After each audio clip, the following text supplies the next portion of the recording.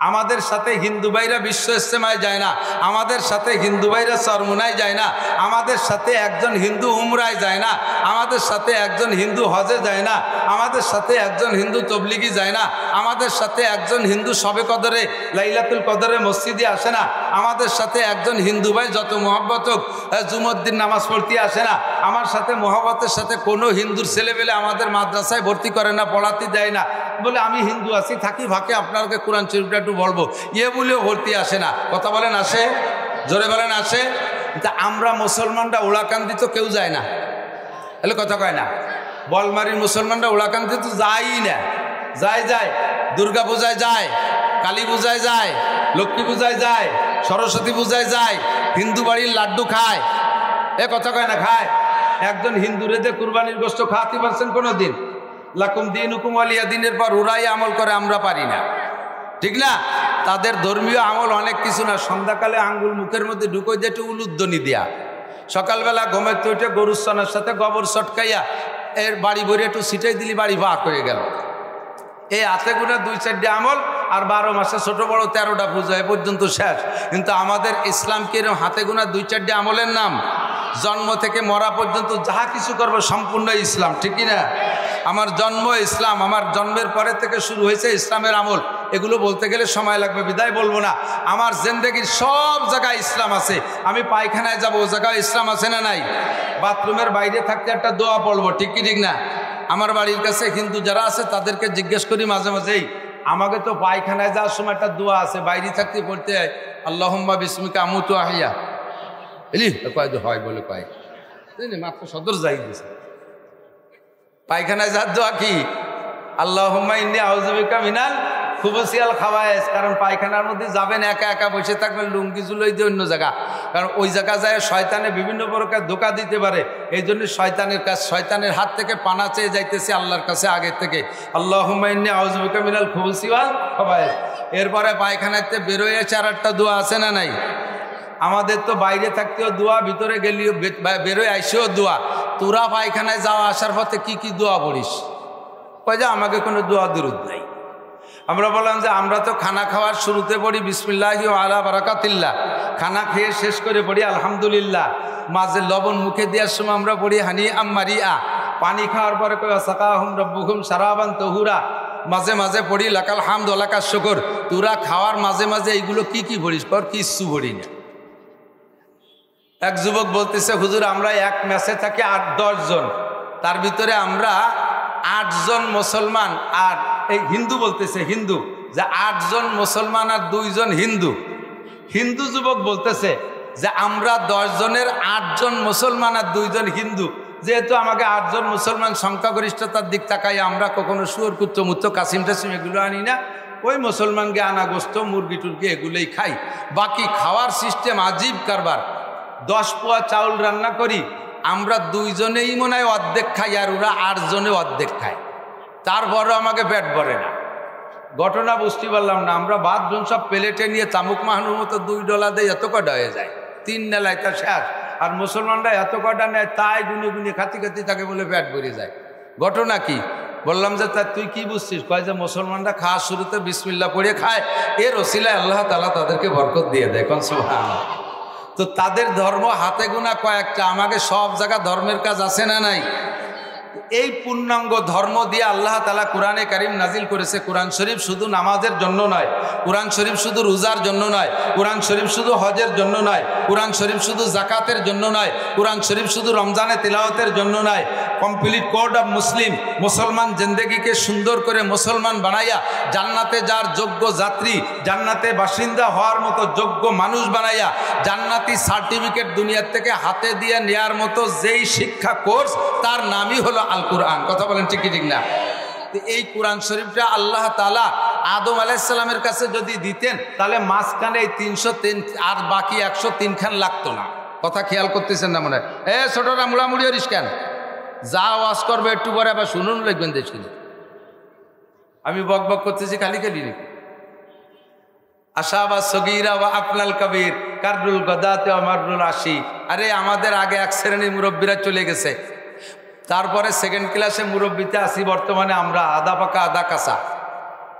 আমরা এক সময় থাকবো না, এরপরে আসবি তোরা। এখন থেকে যদি শুনে মুখস্থ না রাখিস পরে গাইয়ে খাবি কি? পড়াপড়ির দিন শেষ, মোবাইলে সব পানি মেরে দিছে, লেখাপড়া সব শেষ, কথা কর না কে? এখন শোনা উঠলো একটু শুনে মুখস্থ রেখে তাই ধুয়ে মুছে খাতি কাটবা পারবা, একটু খেয়াল হয়ে শোনো। তো কোরআন শরীফ খানকে আল্লাহ তাআলা আদম আলাইহিস সালামের কাছে দিলে বাকি 103 খান কিতাব লাগতো না। এটা তো পরিপূর্ণ ইসলামী কোর্স, ঠিকই না? তো আল্লাহ তাআলা কোরআন শরীফ ওসমা না দিয়ে এই নামি কাতারি শেষমেশ দিলেন কেন? প্রশ্ন একটু আছে না নাই, কথা বলেন। এই প্রশ্নের জবাব হলো, যে জামানার মানুষ যেমন সেই জামানার জন্য আল্লাহ তাআলা নবী পাঠাইছে তেমন, যে জামানার মানুষের যোগ্যতা যেমন সেই জামানার জন্য কিতাব প্রয়োজন মনে করে আল্লাহ তাআলা সেই রকম কিতাব পাঠাইছে। ক্লাস 1-এর ছাত্ররে এম এর বই দিলি বসবে? এম এ ক্লাসের ছাত্ররে 1-2 বই ভর্তি দিলি পড়বে? সে তাতে তার চাহিদা মিটবে না। আদম আলাইহিস সালাম থেকে নূহ আলাইহিস সালাম পর্যন্ত প্রাইমারির যুগ চলে গেছে। সে সময় যতটুকু বইয়ের দরকার আদম আলাইহিস সালামকে আল্লাহ তাআলা দিয়েছিলেন। মানুষের যোগ্যতা যেমন কিতাব ছিল সেরকম। নূহ আলাইহিস সালাম থেকে ইব্রাহিম আলাইহিস সালাম পর্যন্ত মানুষ প্রাইমারি পার হয়ে হাই স্কুলে ঢুকছে, যোগ্যতা বেড়ে গেছে, ছাত্রর কোয়ালিটি খুব মোটামুটি একটু ভালো কোয়ালিটি, তার ভিতরে আন্তর্জাতিক খ্যাতিসম্পন্ন দামড়া নমরুদ পয়দা হয়েছে। ওরে এই প্রাইমারির বই দিয়ে হবে না বিধায় আল্লাহ তাআলা শিক্ষক পাঠাইছে তার জন্য ইব্রাহিম আলাইহিস সালামকে, আর তার সাথে কিতাবও দিয়েছে সেই রকম কিতাব। এবার ইব্রাহিম আলাইহিস সালাম নমরুদরে পড়াইতে পড়াইতে আস্তে আস্তে চলে গেছে প্রায় 1000 বছর। এর মধ্যে ছাত্রর যোগ্যতা বাড়িয়ে গেছে, ওরা হাই স্কুল থেকে কলেজে চলে গেছে। এই ছাত্রকে আবার ওই কিতাব দিয়ে হবে না, এই জন্য তার চাইতে বেশি শক্তিশালী শক্ত কিতাব দিয়ে আল্লাহ তাআলা জাইদ্রেল নবী একজন মুসা আলাইহিস সালামকে দিয়ে পাঠাইছে। ছাত্রর কোয়ালিটি মিস্টার ফেরাউন, মিস্টার হামান, মিস্টার কারুন, এই সমস্ত জাইদ্রেল কলেজে বিশ্ববিদ্যালয়ের ছাত্র, কলেজের ছাত্র, এদেরকে সোজা করার জন্য যেমন বইয়ের দরকার সেই কিতাবখানার নাম তাওরাত। 1000 পারা, 10 লক্ষ আয়াত নবী পাঠাইছে মুসা আলাইহিস সালামকে, যার হাত ফিরাউনের সামনে ধরলে সূর্যের চাইতে জ্বলে উঠতো, তাকায় থাকতে পারতো না। হাতের লাঠিটা ফেলে দিলে 3 কিলোমিটার লম্বা একটা সাপ হয়ে যেত, ফিরাউনের বংশ ধরে ধাওয়াইয়ে সাগরে নামাই দিত। যার হাতের লাঠির বাড়িতে নীল নদের ভিতরে 12টা রাস্তা হয়ে যায়, এমন যোগ্য নবীর দরকার। আল্লাহ তাআলা সেই কিতাব দিয়ে সেই নবীকে পাঠিয়েছে, কথা বলুন ঠিক কি ঠিক না? এরপরে ছাত্রর যোগ্যতা আরও বেড়ে চলে গেছে। এবার ছাত্র চলে গেছে বিশ্ববিদ্যালয়। এই বিশ্ববিদ্যালয়ের ছাত্রদেরকে তৌরাত কিতাব দিয়ে তৃপ্তি হবে না বিধায় আল্লাহ তাআলা নিজ হাতে বাপ ছাড়া নিজের পক্ষ থেকে রুহু দিয়া হযরত ঈসা আলাইহিস সালাতু ওয়াস সালামকে পাঠিয়েছে মারিয়াম আলাইহিস সালামের পেটে।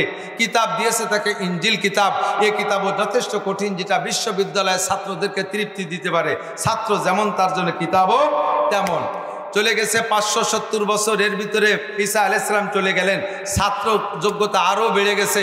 ছাত্রর নাম আবু জাহেল, ছাত্রর নাম আবু লাহাব, উতবা, সাইবা, ওলীদ ইবনে মুগিরা, আবু সুফিয়ান, ওমর, আবু বকর, উসমান, আলী, তালহা, জুবায়ের, বেলাল, আম্মার, সোহাইব, আব্দুর রহমান ইবনে আবি বকর, আব্দুল্লাহ ইবনে ওমর, সালমান ফারসি, আব্দুল্লাহ ইবনে সালাম রাদিয়াল্লাহু আনহুম আজমাইন। এরপরে আসছে পরবর্তীতে, এখন আস্তে আস্তে ছাত্রর যোগ্যতা হয়েছে যারা নিজেরা আকাশে উঠতে পারে, বডির সাথে মেশিন লাগায়, নিজে ওড়ে, চাঁদের দেশে যায়, মঙ্গল গ্রহে যায়। এই সমস্ত তেজি ছাত্রকে ওই আগের বই পুস্তক পড়াইয়া আগে তৃপ্তি দেওয়া যাবে না। এই জন্য আল্লাহ তাআলা এমন একটা কিতাব পাঠিয়েছে যেই কিতাবের সামনে আর হা করার উপায় নাই। তার জন্য উস্তাদ একজন বাছাই করেছে, লাউলাহু মা খালাকাল আবলাকা খালিকুহা লাউলাহু মা খারাজাল ইনসানু মিন আদামি বাদে খুদা বুজুর্গ তুই কিসসা মুক্তাসার। এমন একটা ব্যক্তিকে উস্তাদ বানাইছে, যেই ব্যক্তিকে আল্লাহ বলেছে তুমি বলে দাও বইস্তু মুআল্লিমা, আমাকে আল্লাহ উস্তাদ হিসেবে পাঠিয়েছে। কিয়ামত পর্যন্ত যত বড় শিক্ষিত পণ্ডিত আসুক না কেন, আমার নবীকে একটা অক্ষরের শিক্ষা দেওয়ার যোগ্যতা নিয়ে আসতে পারবে না। যত বড় পণ্ডিত আসুক, আমার নবীর সামনে ছাত্র হয়ে বসে থাকা লাগবে, কথা বলেন ঠিক ঠিক না? এই জন্য যেমন নবী যেমন উম্মাদ সেরকম উস্তাদ, সেরকম কিতাব দিয়ে আল্লাহ তাআলা পাঠিয়েছে। এর ভিতরে কোনো তা কম নাই, কোনো তা কম নাই, কোনো জায়গায় একটু ফাঁক নাই, সেই জায়গায় একটু আঙ্গুল ঢুকবা, কোনো জায়গায় একটু বেশি নাই, সেইটুক কাটিয়ে দিয়ে খাটো করবা। আমার কোরআন হলো জামে ও মানে, জামে ও মানে। জামে বলা হয় যা কিছু দরকার সব আছে, মানে বলা হয় ভিতরে ঢুকানোর মতো কোনো ব্যবস্থা নাই, সব দিয়ে পরিপূর্ণ আছে, ওর ভিতরে ঢুকানোর কোনো প্রয়োজন নাই। ঠিক কি ঠিক না? কোরআন শরীফের কোনো একটা আয়াতকে বাদ দেওয়ার দরকার আছে আপনাদের মাথায় পড়ে? আরে কথা কয় না। এই আয়াতটা কোরআন শরীফের এই জামানায় চলে না এরকম বলার কেউ আছেন নাকি? আর কোরআন শরীফের কোনো জায়গা কম আছে আর একটু ঢুকতে হবে এই বুদ্ধির কেউ আছেন নাকি? মিস্টার গোলাম আহমদ কাদিয়ানি কয় কোরআন শরীফ ছিল 40 পারা, মোহাম্মদ সত্য নবী তার কাছে দিয়েছে আল্লাহ 30 পারা, আর 10 পারা রেখে দিয়েছে আমার জন্য। ওর কাছে বলে সেই 10 পারা নাজিল করছে। তো কোরআন শরীফের সেই 10 পারা আলা, কোরআন শরীফ 40 পারা কোরআন শরীফ কেউ দেখছে নাকি কোনোদিন? জীবনেও কোনোদিন শাল কাঠের সাথে মানদার কাঠ মেশে না, ঠিক না? কোরআন শরীফের শাল লোহা কাঠের সাথে তোমার ওই 10 পারা মানদার কাঠ ও কোনোদিনও মিশাতে পারবি না আল্লাহর রহমতে। আর এর হেফাজতের দায়িত্ব নিছে কে? জোরে কান কে? আল্লাহ বলেন ইন্না নাহনু নাযালনা যিকরা ওয়া ইন্না লাহু লাহাফিজুন। আগের কিতাবের হেফাজতের দায়িত্ব আমি নেই। আমি জানি ওগুলো বাদ দিতে হবে, কাজে তার হেফাজতের দায়িত্ব নেই। তার উম্মতরা ওটা নষ্ট করছে, আমি একটু বাহারাদারি করি নাই। কিন্তু কোরআন শরীফ নাজিল করেছে আমি, এর হেফাজত আমি করব। আরে লেখা কোরআন পোড়াবি, লেখা কোরআন গায়েব করে দিবি, কিন্তু সিনার মধ্যে যে কোরআন আছে এই কোরআন কি লুকা, এই কোরআন কি পোড়ানোর কোনো উপায় আছে? বর্তমানে বিশ্বে 2.5 কোটির উপরে হাফেজে কোরআন, জোরে কন্যা সুবহানাল্লাহ। ইটালিতে এক ডিস্ট্রিক্ট ইনচার্জ, তাকে কি বলে? District commissioner, DC. আমাদের বাংলাদেশে ডিসি বলে, ওখানে কি বলে তা জানি না, আমি গল্প শুনেছি। যার সাথে ঘটনা সেই আমাকে বলেছে যে হুজুর আপনি এই কথাটা বলবেন, আপনার খেলাফতি দিলাম। তো ডিস্ট্রিক্টের ইনচার্জ ডিসি সাহেব ওনাকে বলছেন যে আমি নিজে খ্রিস্টান, এই মুহাব্বতের সাথে খেয়াল করেন, আমি নিজে খ্রিস্টান, তবে আমার একটু শখ জাগছে 4 ধর্মের বিতর্ক অনুষ্ঠান করব। 4 ধর্মের, দুনিয়ায় 4টে ধর্ম বেশি প্রসিদ্ধ, 4 ধর্মের বিতর্ক অনুষ্ঠান করবে। এদিক খেয়াল করেন, 1 নম্বরে মুসলমান, 2 নম্বরে খ্রিস্টান, 3 নম্বরে বুদ্ধ, 4 নম্বরে হিন্দু। এই 4টে ধর্মের আমি বিতর্ক অনুষ্ঠান করব। তো ডিসি সাহেবের ডিসি কোর্টের ভিতরে এই অনুষ্ঠান। তো উনি 3 জন সংগ্রহ করছে, খ্রিস্টান পাদ্রী একজন, বুদ্ধকে মন্দির থেকে এই চায়নাতে এক নেড়ার এনেছে, আর হিন্দুকে মন্দিরতে ইন্ডিয়াতে এক ঠাউর এনেছে। এই 3টেই কায়সামারি পণ্ডিত। এবার যিনি বলতেছেন, আমাকে চন্দ্র দিগেলে বাড়ি, উনি বলেন যে আমারে দায়িত্ব দিয়েছে, ডিসি সাহেবের সাথে আমার সম্পর্ক ভালো, আমারও বলছে যে জনাব মুসলমান একজন আলেম আপনি সংগ্রহ করেন, আমার এখানে প্রতিযোগিতা হবে, বিতর্ক হবে। তো ওনার 3 জন উনি আনছে, আমি খুঁজতে লেগে গেলাম পুরো ইটালিতে। তো সবে মাত্র বাংলাদেশ থেকে 1 বছর আগে একজন আলেম আসছে, উনি কি যেন নাম বলছে আমি ভুলে গেছি, হাফেজ, হাটাজারির থেকে মৌলানা, তামিরুল মিল্লাত ঢাকার আলিয়া মাদ্রাসা থেকে কামিল পাস, ঢাকা বিশ্ববিদ্যালয় থেকে ইংলিশের পর মাস্টার্স, তাহলে সব আছে না, সবটাই পারদর্শী, কিন্তু ইটালিয়ান ভাষা এখনো ধরে পারে নাই। উনারে সংগ্রহ করে এনেছে। এবার 4 জনের বিতর্ক অনুষ্ঠান। প্রথমই দায়িত্ব দেশে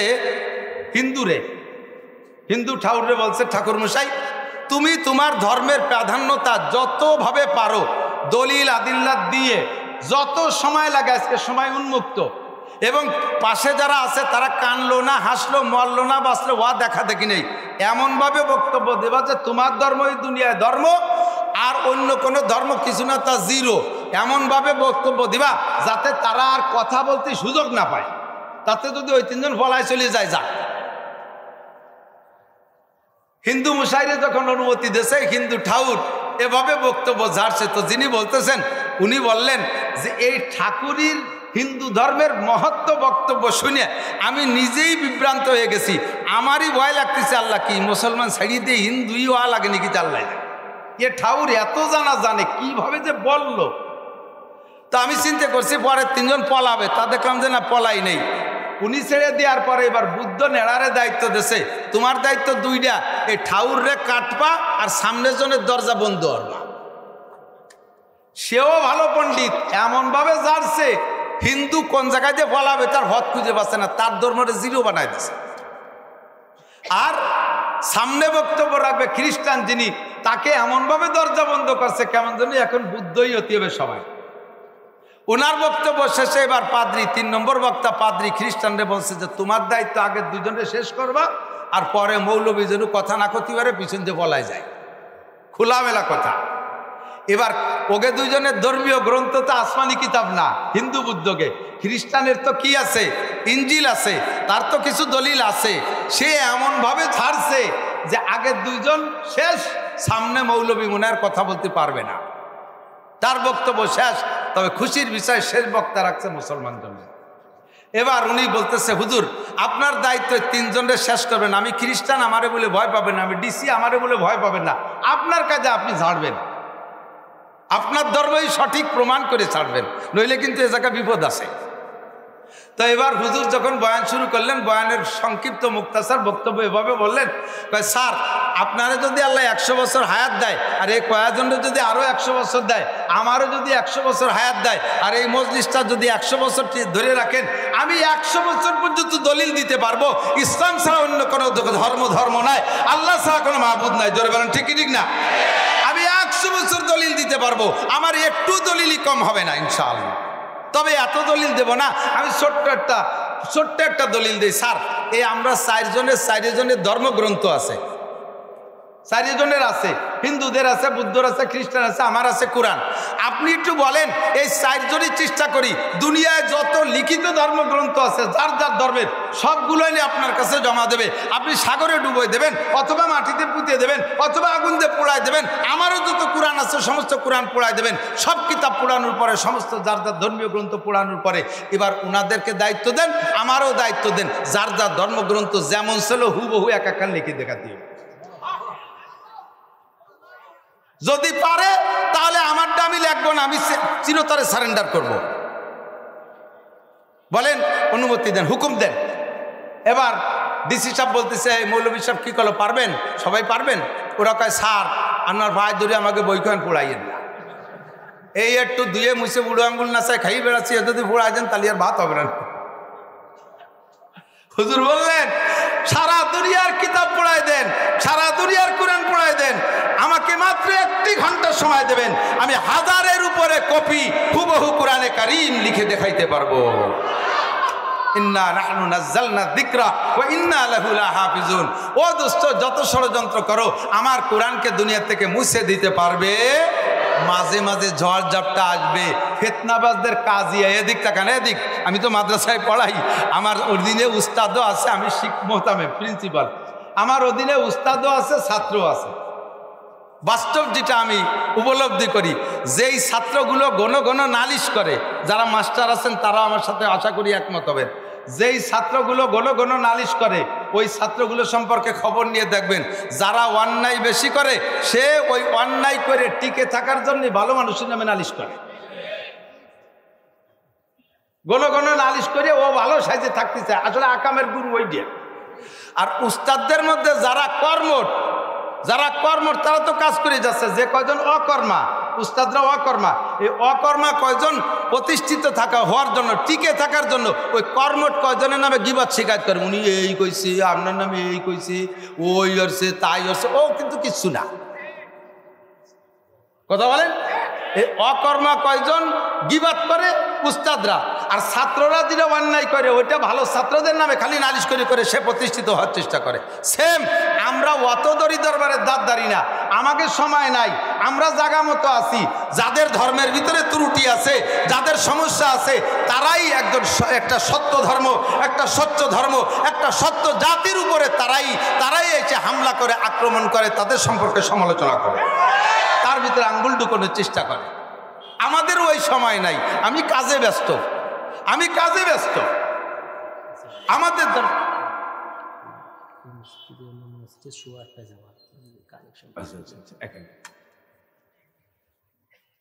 সময় তো শেষ, আমার সময় আমার হিসেবে আরো আগে শেষ।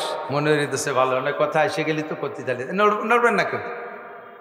তো বর্তমানে আমাদের এলাকায় যথেষ্ট ফিতনা আসতেছে, এই ট্রান্সজেন্ডার ফিতনা। হুজুররা বলবে, আমি শুধু হেডলাইন পেয়ে যাই, ট্রান্সজেন্ডার চেনেন তো, নাম শুনছেন? ছেলেরে মাইয়ে কলি মাইয়ে হয়ে যায়, তারে আর কিছু ওরা লাগে না, মেয়েডারে প্যান্ট পরালি ছেলে হয়ে যায়। এই ক্যাইসা কুদরত শুরু হয়েছে চিন্তা করতে পারেন। এই সমস্তগুলোর আবিষ্কারক পশ্চিমে বদমায়েশরা, কথা মানে ঠিক না? সবগুলোর আবিষ্কারক আমাদের দেশে হাটাজারি, পটিয়া, বাবুনগর, জিরি, নাজিরহাট, লালবাগ, ফরিদাবাদ, মালিবাগ, যাত্রাবাড়ি, গহরডাঙ্গা, বাহির দিয়ে আসলিয়া নকলিয়া যত যা আছে সমস্ত আমাদের এই কওমি উলামায়ে কিরামদের মাধ্যমে আমরা ধর্ম পাইছি, দিন পাইছি। আমরা এক গতিতে চলতেছিলাম, কতক্ষণ ঠিক না? আমরা জীবনেও কানে রফে দান করি নাই, আমরা বইয়ের পর সানা বান্ধি নাই, আমিন জোরে কই নাই, ইমামের পিছনে সূরা ফাতিহা পড়ি নাই, এখনো পড়ি না। এত বড় বড় মুহাদ্দিস এই যে মাওলানা হুজুর শাইখুল হাদিস সাহেব, আমার পাশে বসা হযরত মাওলানা রাশেদ সাহেব, এ বড় বড় আলেম আমাদের দেশে বিদ্যমান, আমাদের কাছে আসে না। স্কুল কলেজ ইউনিভার্সিটির ছেলে মেয়েদের কাছে, গ্রাম্য সাধারণ পাবলিকের কাছে একদল আহলে হাদিসের প্রস্তাব নিয়ে যাইয়া তাদেরকে আহলে হাদিস বানানোর চেষ্টা করে। আমি আপনাদেরকে মোটে বুঝাই কুল পাই না। আপনাদের কাছে এই সমস্ত ফিতনাবাজ যারা আসবে, হিজবুত তাওহীদ পার্টি, আহলে হাদিস পার্টি, এরকম বিকল্প ধারা নিয়ে যারা আসবে, তবলিগের ভিতরে উলামায়ে কিরামরা বাদ দিয়ে আরেকটা যে দল আছে, এই দলগুলো আপনাদের কাছে আসলে আপনার এটা সঠিক না বেঠিক এটা প্রমাণের জন্য ছোট্ট একটা পরামর্শ দেয়। সেটা হলো আপনি তারে বলবেন, বাবা বাবা আমি এলেম কালাম জানি না, আমারে তুই বিরক্ত করিস নে, তুই নাসির মাওলানা রে আর অলিপুরি হুজুর রে, রাশেদ মাওলানা রে আর আকরাম আলী সাহেব রে আর মাওলানা মকসুদ রে, এই হুজুর কয়জনের দাওয়াত দিয়ে তোর দলে নে, ওই কয়জন স্টেজে বলে দিলে আমরা সবাই তোর দলে। কথা বলেন ঠিক ঠিক না? এই কথাটা বলতে পারবেন না? কাহারও 14 গোষ্ঠীর ক্ষমতা নাই মাওলানা নাসিরে দাওয়াত দিতে আসবে, মাওলানা মাকসুদরে দাওয়াত দিতে আসবে, মাওলানা রাশেদ সাহেবকে দাওয়াত দিতে আসবে, আকরাম আলীকে দাওয়াত দিতে যাবে, আশরাফ আলীকে দাওয়াত দিতে যাবে, আব্দুল গফফারের দাওয়াত দিতে যাবে। একটা আহলে হাদিসের ক্ষমতা নাই, একটা হিজবুত তাওহীদের ক্ষমতা নাই। আসে আপনাদের কাছে কেন? নরম জায়গা কিছু কিছু ওঠে বেশি। সামনের থেকে যদি আসে, হুজুর চলে আসছেন, তো আমরা আজকের মাহফিলের উপরে সন্তুষ্ট আছি না বেজার? খুশি না বেজার? সত্যি খুশি। মাত্র 10 জন মৌলবী মিলে এই মাহফিলের ইন্তজাম করছে। মনে হয় আপনাদের কাছে ওভাবে ভাড়াই ধরে কালেকশন করে নাই, আর হবে কি হবে না ভয়তে ওনাদেরও জিব্বে পানি ছিল না, এই জন্য ভালো করে কালেকশন করে নাই। নড়াচড়া করবেন না।